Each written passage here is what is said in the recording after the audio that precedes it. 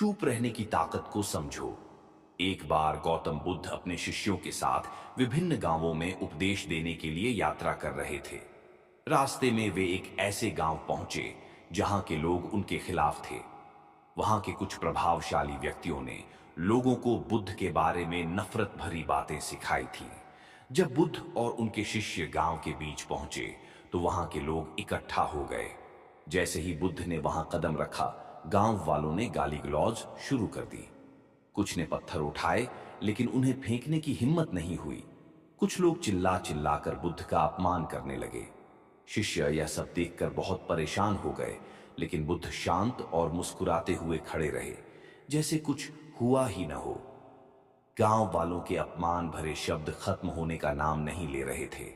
जब एक लंबे समय तक यह स्थिति चलती रही तो बुद्ध ने उन लोगों से बड़ी शांति से पूछा, भाइयों, क्या मैं आपसे एक प्रश्न पूछ सकता हूं?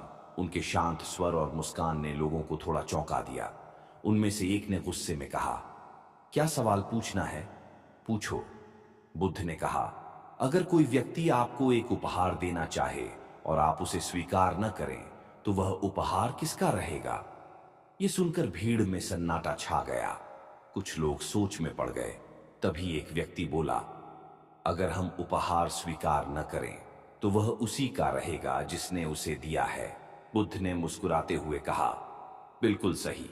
अब सोचिए, आपने मुझे गालियां दी, अपमान किया, लेकिन मैंने इसे स्वीकार ही नहीं किया, तो ये गालियां और अपमान किसके पास रहेगा? यह सुनकर गांव वाले अवाक रह गए। वे अपनी गलती समझ गए। बुद्ध ने आगे कहा, मित्रों, गुस्सा और नफरत का कोई अंत नहीं है। अगर आप इसे दूसरों पर फेंकते रहेंगे तो यह अंततः आपके ही जीवन को जलाएगा, लेकिन यदि आप इसे छोड़ दें तो शांति आपके पास आएगी। गांव वालों को अपनी गलती का एहसास हुआ।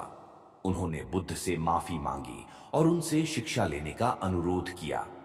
बुद्ध ने उन्हें प्रेम, दया और धैर्य का महत्व सिखाया।